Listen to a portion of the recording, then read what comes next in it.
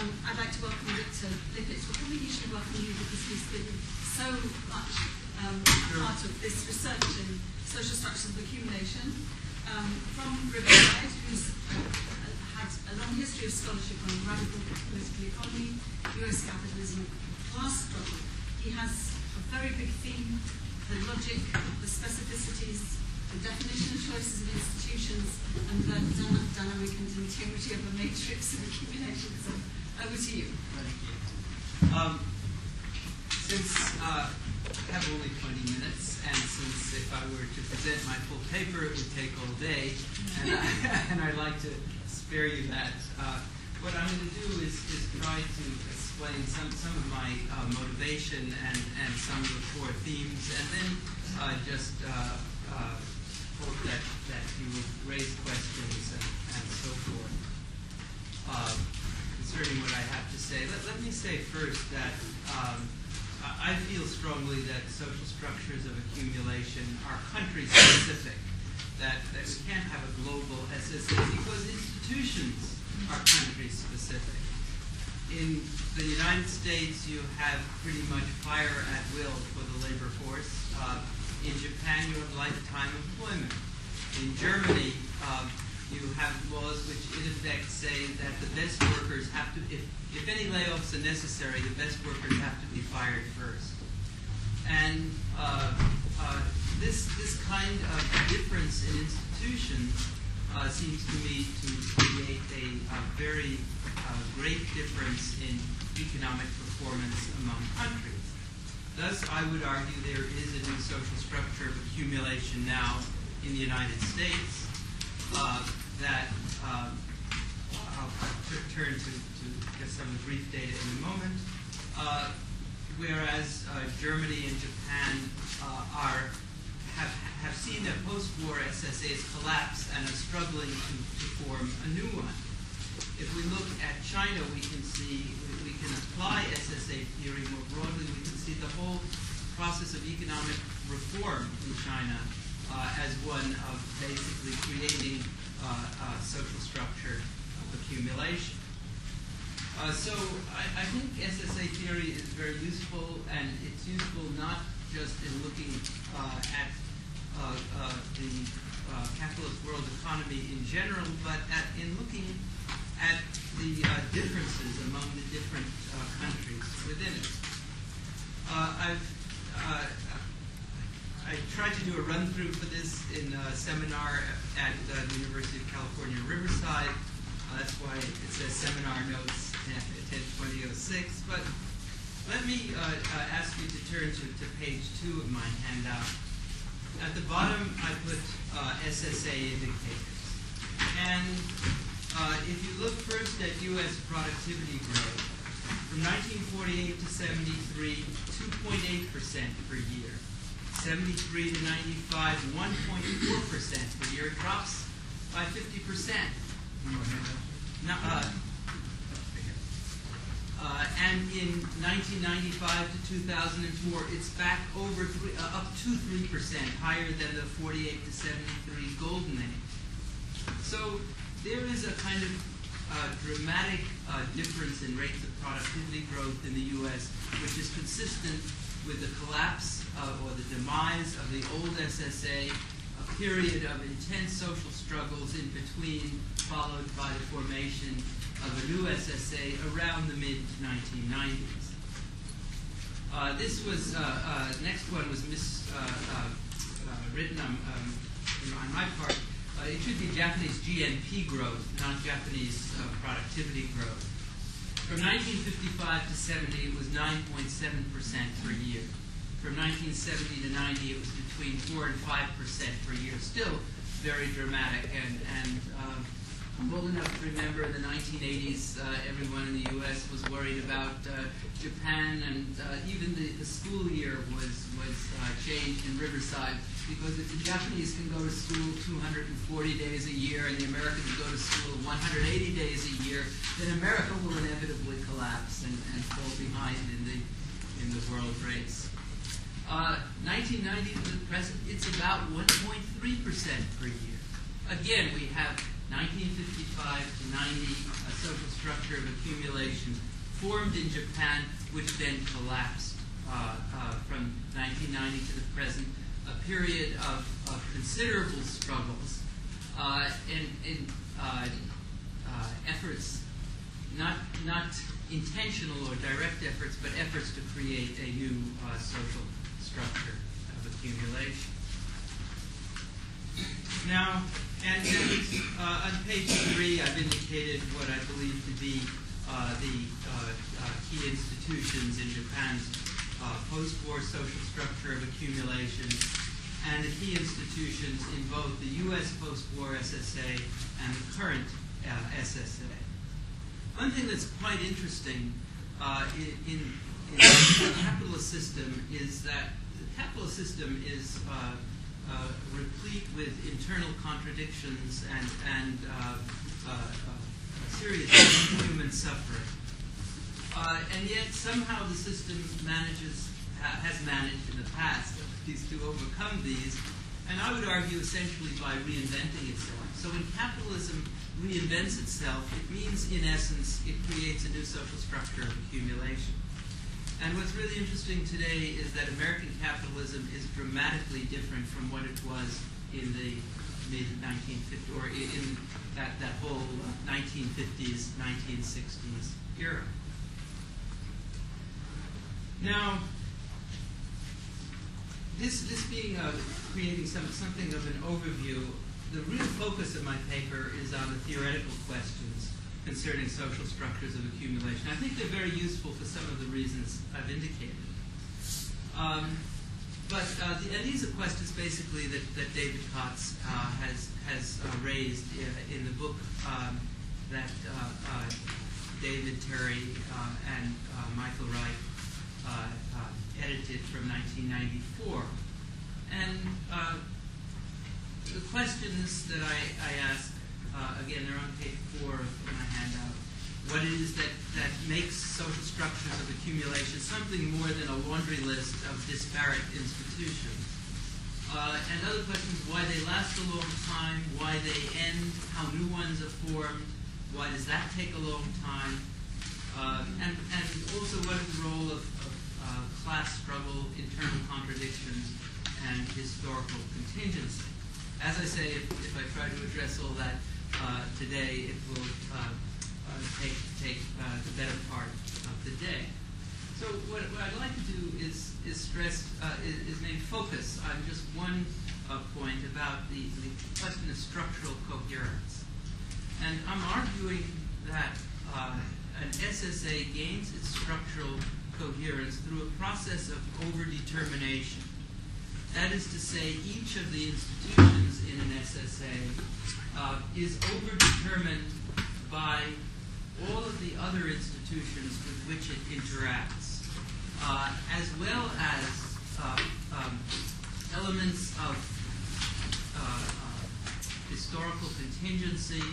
I think of historical contingency as something which is basically external factors, exogenous factors. And also the emergence of internal contradictions, which drive ultimately the collapse of SSAs, as well as the interaction with other among the institutions and external factors. And let me zero in on just one thing, given the limitations of time. The Capital Labor Accord in the post-war SSA in the United States. Capital Labor Accord, as I see it, is essentially an agreement between capital and labor under which both sides get certain benefits. Labor receives, and of course this is primarily big labor, union represented labor. Labor received rising real wages. It was not uncommon to find cost of living allowances so that workers in the 1950s and 60s would get a 3% real increase in wage, 3% increase in real wages annually. So there would be a cost of living allowance plus 3% in contracts. Workers would also get certain seniority protections. If they worked for 10 years in the auto industry, they couldn't be the first to be laid off. Workers would also get various benefits and so on. What did capitalists get? The capitalists, or the firms, got a period of labor peace which enabled them to take advantage of extraordinarily favorable conditions. The firms were willing to make this deal with labor because, in essence, they could gain very high profits despite the fact that they were paying high and increasing wages. Now, how can we see this capital, how can we understand this capital labor accord being formed? And I've got a listing of some of the factors that help to overdetermine it. And some of these are historical factors that become matters of historical contingency. These things were there when the capital labor accord was formed in the post-war period. First of all, you had the CIO formation in the 1930s,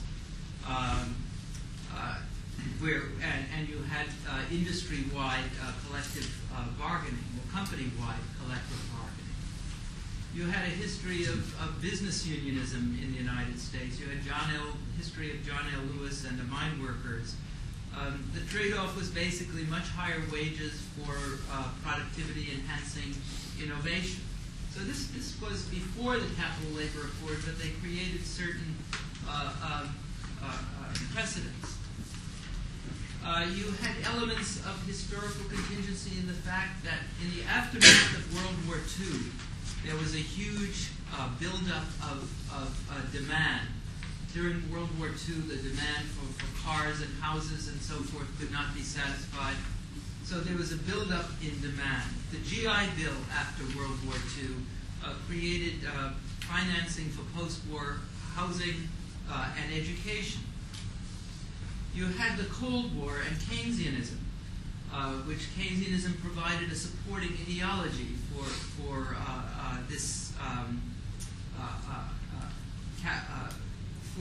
a situation where high aggregate demand was assured. By assuring high aggregate demand, again, the conditions for profitability for firms was very strong.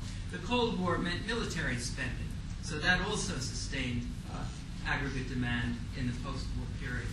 These are all factors that contributed to capital's willingness to make this deal with labor.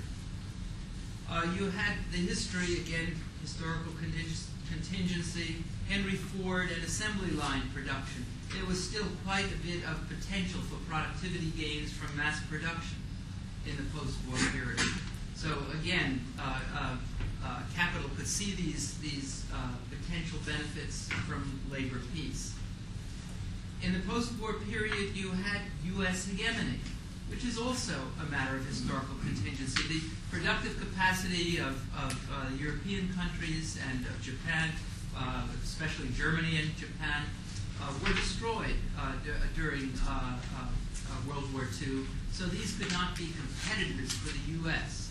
So you had the U.S. in a dominant position. Again, the companies could be very profitable if they could have labor peace. You had muted competition. Now this is partly a reflection of the fact that you had a oligopoly as a dominant market structure in the United States. And you also had Pax Americana, which means that basically the U.S. was not facing serious international competition. You had the Capital Citizen Accord, which basically, the way I interpret it, meant that the capitalist pursuit of profits was perfectly acceptable as long as, on the assumption that the whole country would benefit. So you had, this was an era of limited regulation. And again, limited regulation increased the profit opportunities for business firms. And you had the financial system. You had low interest rates. The interest rates were capped, that banks and other financial institutions could pay. As Marty Wolfson has pointed out, this was part of the legacy of the 1930s. So all of these factors come together to make capital ready to do a deal in the capital labor accord. Now, I just have a few minutes left. Let me say a few words about how this accord ended. Above all, to my mind, is a question of the arrival of intense competition.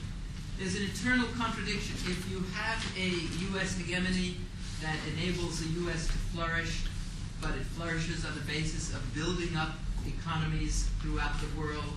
You had the Marshall Plan in Europe. You had the recovery of Japan.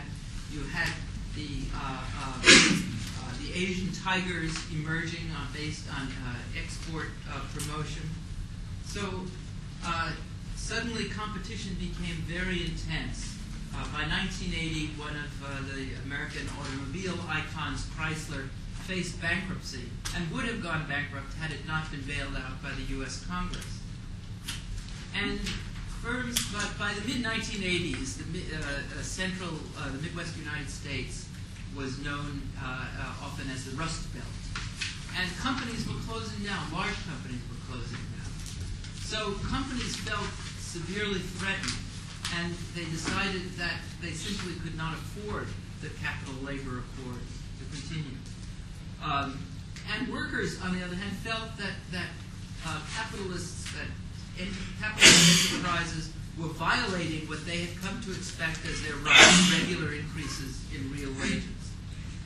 So there was a period of intense labor conflict in the 1970s and into the early 80s.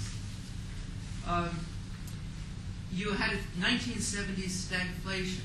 You had oil price increases with the rise of OPEC in 1973, the Iranian Revolution in 1979. You had a whole movement toward regulation as the Capital Citizen Accord broke down.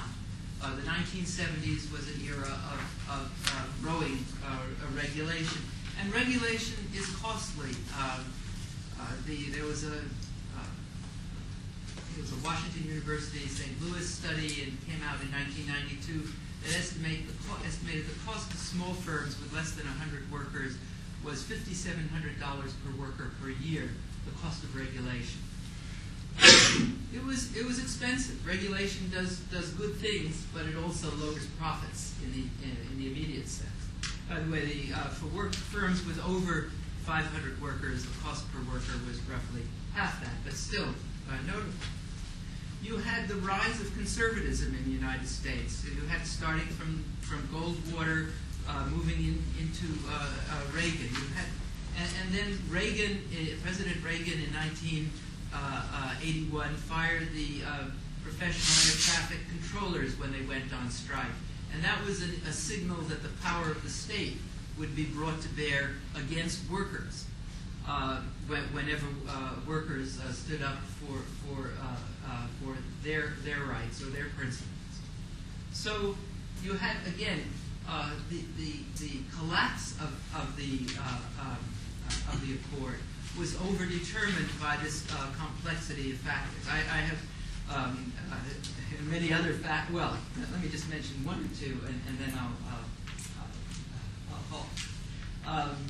You had internal contradictions between capital and labor, of course, but also you had internal contradictions in the sense that the number of people working in large organizations that had participated in the capital labor accord, these diminished. By the mid-1990s, there were as many people working in chicken processing in the United States as in steel. You had the rise of alternative ideologies. Instead, Keynesianism's weaknesses, it can't really explain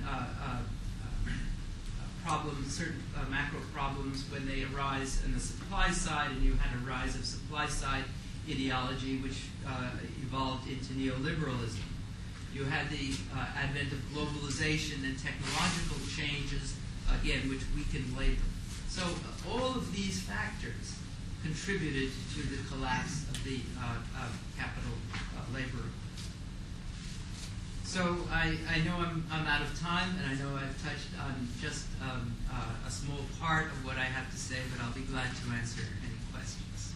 Thank you very much.